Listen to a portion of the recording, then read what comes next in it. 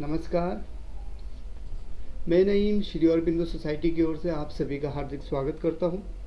आज हम शिक्षा में शून्य निवेश नवाचार ZIIEI द्वारा स्व अध्ययन तकनीक के अंतर्गत संकलित एक बेहद रोचक और बहुत ही महत्वपूर्ण नवाचार के बारे में जानेंगे। आज हम इनोवेटिव पाठशाला के अंतर्गत बेसिक शिक्षा परिषद उत्तर प्रदेश के कक्षा 4 के पर्यावरण अध्ययन विषय की पुस्तक आसपास के पाठ 11 जल ही जीवन को शब्द सागर नवाचार के माध्यम से पुनः अध्ययन करेंगे। हम आशा करते हैं आप भी इस वीडियो को देखने के बाद अपने विद्यालय में इस नवाचार को क्रियान्वित करेंगे और लाभ प्राप्त करेंगे। आइए सबसे पहले इस नवाचार की नवीनता के बारे में जानते हैं। इस नवाचार के अंतर्गत विद्यार्थी सहपाठियों के साथ मिलकर शब्दावली तथा व्याकरण कौशल को बढ़ाते हैं तथा गतिविधि का आनंद लेते हैं और सीखने की प्रक्रिया में व्यस्त रहते हैं। इस नवाचार के क्रियान्वयन की अवधि लगभग 20 मिनट है। इस नवाचार का क्रियान्वयन बेहद रोचक है, जिससे विद्यार्थी सीखने की प्रक्रिया में बढ़ चढ़कर भाग लेते हैं और इसके परिणाम बहुत ही प्रभावी हैं। तो चलिए इस नवाचार की क्रियान्वयन प्रक्रिया के बारे में जानते हैं। इस नवाचार का प्रयोग पाठ में निहित अवधारणा के पुनः अध्ययन के लिए किया जाता है। इस नवाचार के क्रियान्वयन के लिए शिक्षक विद्यार्थियों से एक दिन पहले कॉन्सेप्ट से संबंधित पर्ची बनाकर लाने के लिए कहते हैं। इसके अतिरिक्त शिक्षक एक छोटे से बॉक्स की व्यवस्था भी करते हैं।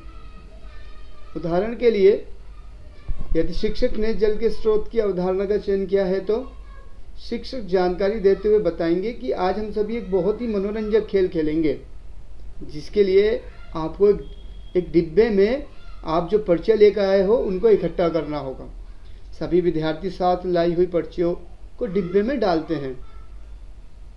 पर्ची इकट्ठा कराने के बाद शिक्षक अनुक्रमांक 1 से डिब्बे में से एक पर्ची निकालकर उसमें लिखे जल के स्रोत का नाम तथा उसके प्रदूषित होने के कारण को बताने के लिए कहते हैं। यदि विद्यार्थी ने नहर शब्द की पर्ची उठाई है, नहर शब्द यानी जल के स्रोत, तो वह बता सकता है कि मेरे पास नहर शब्द की पर्ची है तथा जानवरों को नहलाने से आजकल नहरें बहुत ज़्यादा प्रदूषित हो रही हैं। इस प्रकार शिक्षक अनुक्रमांक या नाम के अनुसार गतिविधि का क्रियान्वयन कराएंगे।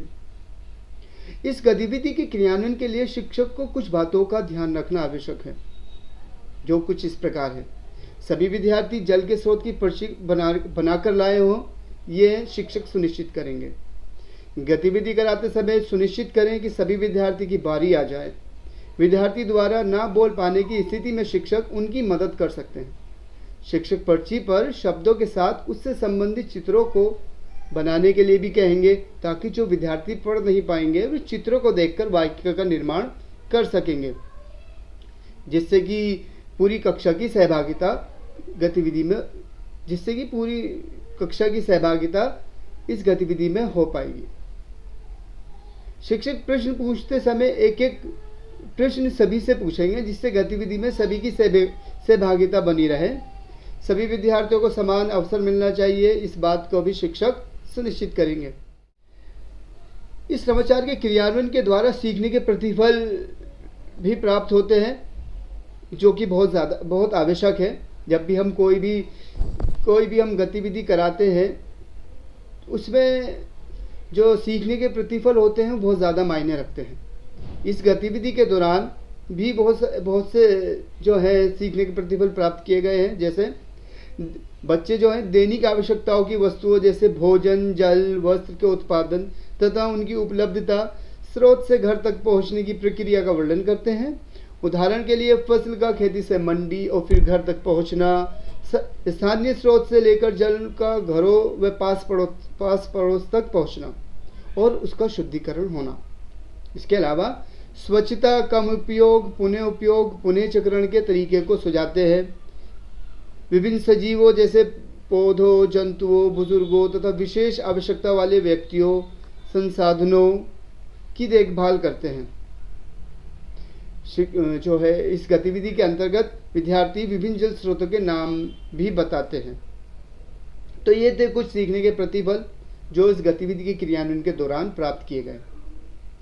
इस गतिविधि के दौरान जो है कुछ विभिन्न कौशल को भी बच्चों में विकास होता है। जैसे जब विद्यार्थी घर से बनाकर लाई पर्चियों में पूर्व ज्ञान के आधार पर स्वयं की बात जोड़ते हैं और उस बात जोड़ने के लिए सोचते हैं, जिससे विद्यार्थियों में गहन सोच का जो है विकास होता है। क्योंकि बात जो है अपने अनुभव पे विद्यार्थी जोड़ेंगे। अपने अनुभव पर जब भी कोई व्यक्ति बात जोड़ता है, बच्चे बात जोड़ते हैं, तो उसमें आत्मविश्वास के जीवन कौशल का भी विकास होता है। बच्चे जो है गतिविधि के दौरान एक दूसरे के उत्तर सुनते हैं, जिससे पारस्परिक संबंध के भाव का विकास होता है। इस नवाचार के उपयोग से विशेष आवश्यकता वाले बच्चों को भी लाभ होता है। जैसे ये गतिविधि अधिगम, अक्षम और धीमी गति से सीखने वाले बच्चों को लंबे समय तक उनकी स्मृति में पाठ के कॉन्सेप्ट या विषय को बनाए रखने में मदद करेगी।